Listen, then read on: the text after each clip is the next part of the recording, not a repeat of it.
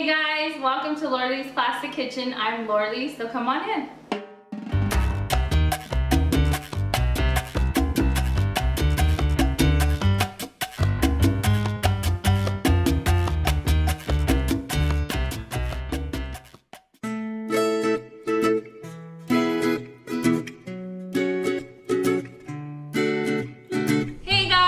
Welcome to Lorley's Plastic Kitchen, and today in my kitchen we're going to be doing soft pretzels, like the soft pretzels you get in the mall, but we're going to make it easy for you guys to do in your own home. There's a couple of steps that you're going to be needing to do, so just be patient because they're going to be worth it. So come on in so I can show you what we're going to be doing. Right here, your first step that you're going to be needing to do is you're going to have 1 1/4 cups of warm water, and you want to make sure your water is warm and not too hot, because then you can kill your yeast. You'll know if your yeast is activated by the way it looks, so I'll show you that step right now. 1 1/4 cups of water. We're going to have 1 teaspoon of sugar, and what I'm going to do is I'm going to put it in this little teaspoon cup. Look at how cute that is. My mother-in-law got this for me, and I just thought it was like the cutest thing because I have never seen it. But so there's 1 teaspoon on the measurements, and this is just so the yeast can feed off of the sugar, has something to feed on. And then as well, you're going to take 4 teaspoons of yeast as well. Now I'm just going to measure it with the same cup because it has different measurements on there. But use what you have at home.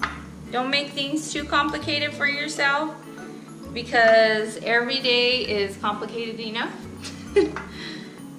So now I got my 4 teaspoons of yeast, and I'm just going to pour that over.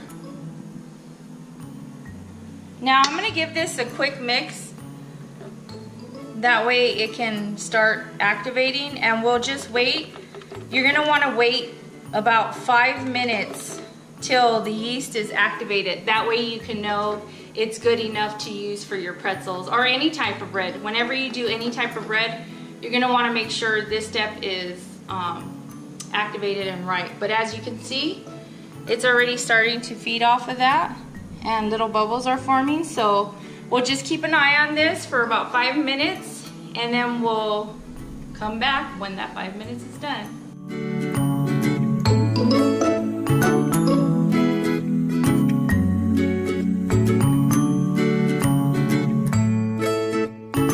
Now, as your yeast mixture was rising, we're gonna go ahead in a separate bowl and take 4 cups of flour. 1.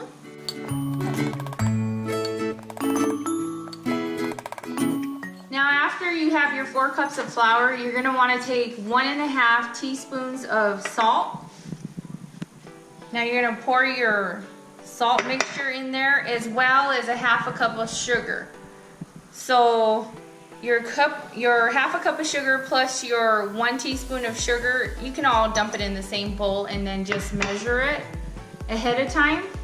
But we already did the yeast mixture, so like I said, I'm just gonna separate all the ingredients. But into this bowl was 4 cups of flour, 1/2 cup of sugar, and 1 1/2 teaspoons of salt. Now, once you have that in there, you can just take your clean hands. I have clean hands, they're already cleaned and washed. And you're gonna mix those ingredients together. Now, while you mix them, and you get those all incorporated in there, you're gonna wanna make like a hole in the middle of your flour mixture, and just kind of separate the hole a little bit, just like this. Because you're gonna put 1 tablespoon of oil. Now you can use whatever oil that you have. I have my favorite avocado oil in here, but you guys can use whatever oil that you have. So I'm gonna put 1 tablespoon of oil into that.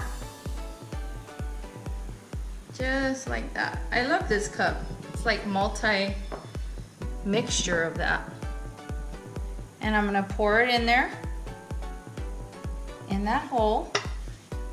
In that hole, in that hole. And then I'm gonna put my yeast mixture. See how it's all foamed up like that?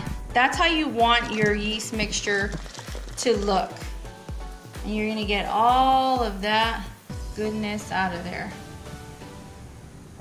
Once you have that, you're gonna be needing your favorite tools, which is your hands for this. You're gonna wanna get in here, or if you want, you can get a spoon for this, but you're gonna have to use your hands at some point anyways. So it's better just to use your hands and not dirty an extra utensil in the kitchen.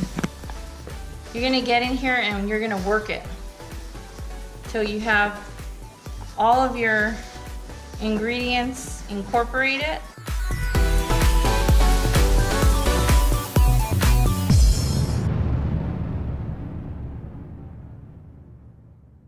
Now, depending on your mixture or the humidity inside, if it's hot or things like that, you're gonna see if your dough is too dry or if it needs water. If it needs more water, just add a little bit, but see how it is? Once you work it out, you're still gonna be sticky, but it looks dry, but you're not, because you're gonna need this dough for 5 minutes. So let's get to working.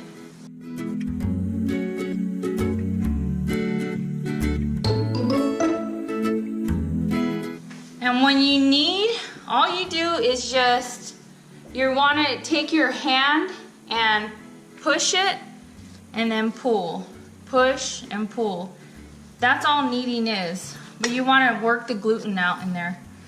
So I'm going to continue kneading, and I'll see you once I'm done kneading this dough.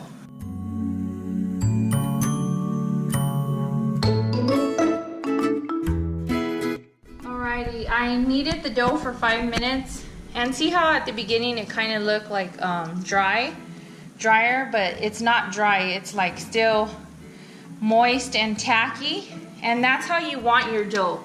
But see the difference, how smooth it is now?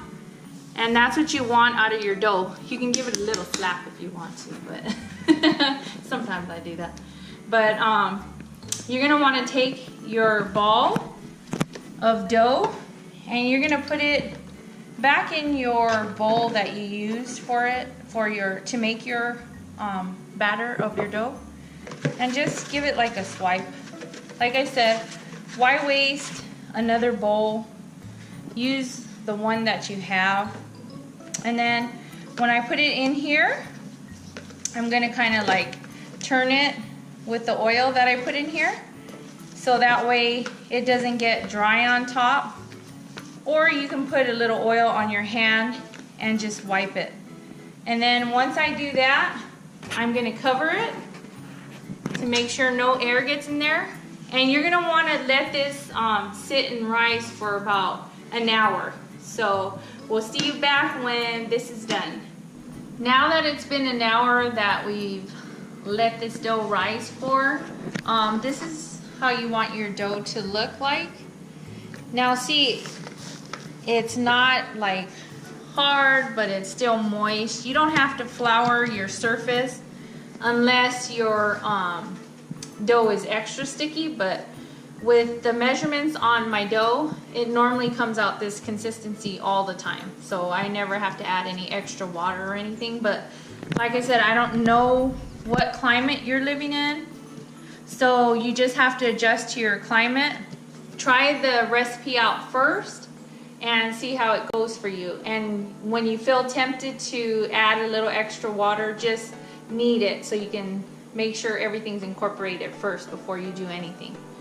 And then what I'm gonna do now is I'm gonna cut this into pieces just so I can make my pretzels kind of evenly. They're not gonna be perfect because it's just like life ain't perfect, but you just kind of want to get measurements out. I'm gonna make an X first. I smashed everything down first, and then I'm gonna take that and kind of cut the halves into halves.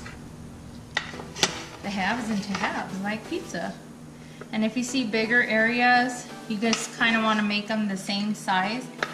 And what I did, probably 20 minutes into my rising time of my pretzels, I preheated the oven to 400 degrees. That way your oven can be extra hot for when you do start to make your pretzels, and it'll give it that crisp taste and flavor. So now I'm just gonna finish cutting these pieces up, and then I'm gonna set them aside. You're gonna wanna work your dough, and I'm gonna show you how. Might be a little tricky at first, but like I said, if your pretzel looks lopsided or anything, that's okay, because it's still gonna taste good, and I'm sure your family and your kids are gonna be happy with it. Now what I'm gonna do is, you're gonna wanna kind of like roll this first and make it into like a circle, and you're gonna wanna push out with your hands. See how I'm pushing out? You're gonna take it and you're gonna push out, probably till you get the thickness of your index finger. Measure it a little more. And if you see thicker areas or thicker parts in there, just roll it outwards. Now that I have this, probably the length of, I would say it's probably a yardstick maybe. Depending on how big you want your pretzels, you're gonna make it into a horseshoe shape, and then you're gonna twist it, not once, but twice. Once you have the second twist, you're gonna pull it straight down and then pinch the ends. And then once you pinch your ends, you're gonna put it onto a cookie sheet that has either like parchment paper or some kind of like lining. I have these silicone linings. These are great if you're able to get some of these. I would highly recommend it. But what I'm gonna do is I'm gonna finish making these pretzels, and then I'll show you the next step once I'm done with all of my pretzels and I have them in the liner. Okay, now here we are again. We're gonna take it and we're gonna push out with your hands. Start from the middle and push out till you get the consistency and the thickness that you want it. Make it into a horseshoe shape. Take the ends and flip it, cross it over, and then cross it over one more time, and then pull it downwards and pinch. Now, like I say, all your pretzels are gonna be different sizes and shapes, and that's what makes pretzels unique. I mean, they're unique just like you. So I'm just gonna continue pressing these and pulling, and then once I'm done, I'll show you the next step on what you're gonna do.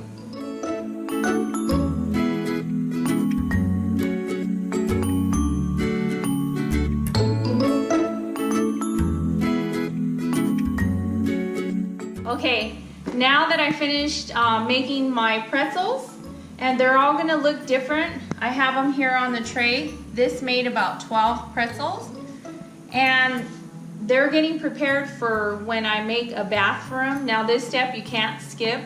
This is what gives it that pretzel flavor. So I have in this pitcher, I heated up about 10 minutes, 4 cups of water, and see how it's kind of steamy? That's how you want it.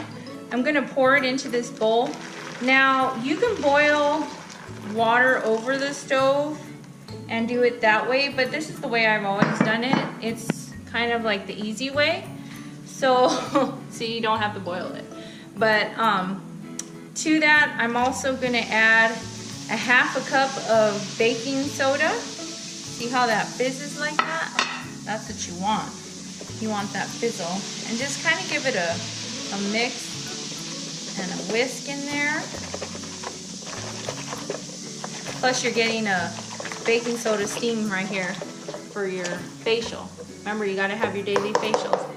And then once I have that in there, I'm gonna take, you're gonna wanna take maybe like 1 pretzel or 2 pretzels at a time. I'm gonna place 2 in here just for about maybe like 30 seconds.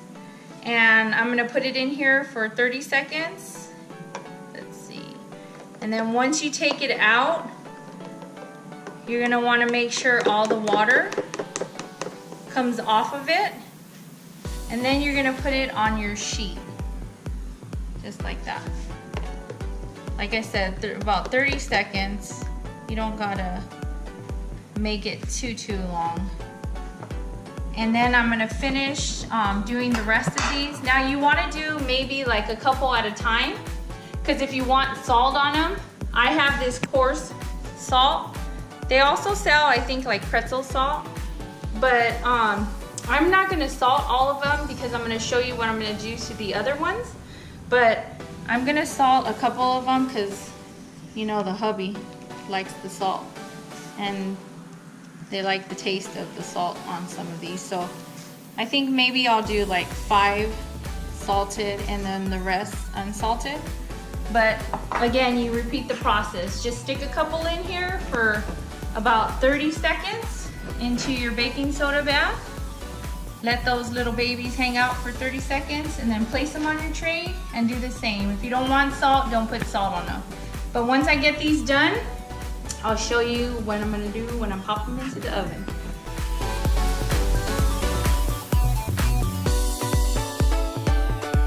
Alrighty, now this is how they're gonna look once you're done. Now these are unsalted and then these are the salted ones. Now I'm gonna put them in my 400-degree oven for maybe about 8 to 10 minutes, just depending on when I see my pretzels done, but I'll let you know once they come out.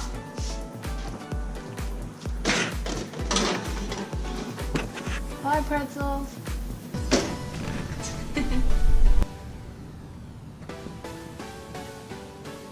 Now that our pretzels are in the oven cooking, here's something that I like to do with my plain ones because my kids really enjoy this.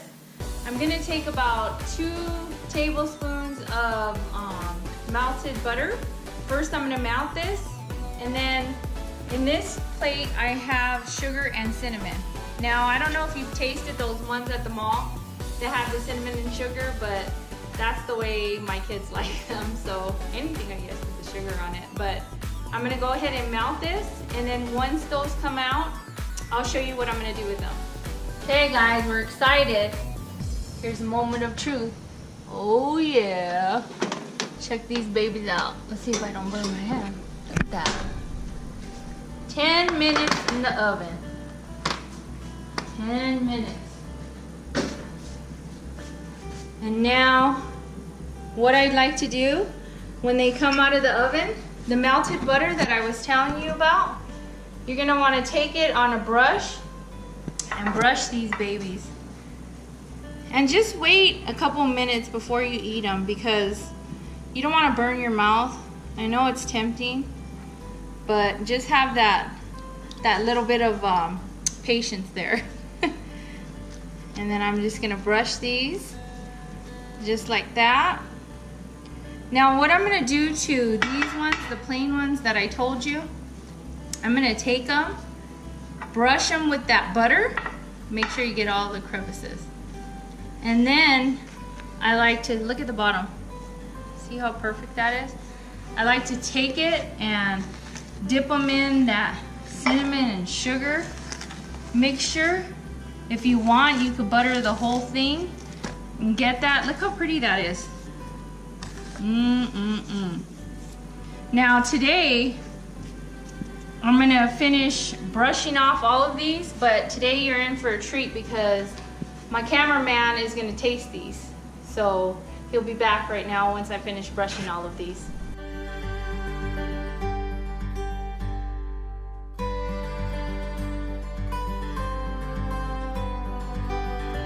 We're back now. I plated 1 and 1 because I don't know which kind he wants to eat. But like I said, make it your own. Make them to the flavors you want. If you want to drizzle some chocolate on there, nobody's going to arrest you for that. Just go ahead and take it. Which one do you want to eat? Like huh? that one. Oh gosh. That's the one that I wanted. No, I'm going to take this one. Look at it. It's chewy on the outside, but yet like fluffy in the inside. Mmm. I did mine in mustard. I like mustard with them. That's so good. Mm. It has a real good pretzel flavor. These are better than like the ones at the mall. So you gotta give these a try, guys. It has that flavor that you want, the pretzel from the baking soda. Like I said, that's why you can't skip that step. It's important. But we're gonna continue eating these. Sorry you're not here for this, but until next time, don't forget to like, comment, and subscribe to Lordly's Classic Kitchen, where I'll welcome you into my home. Have a very blessed day, and I'll be seeing you guys soon. Bye. Bye.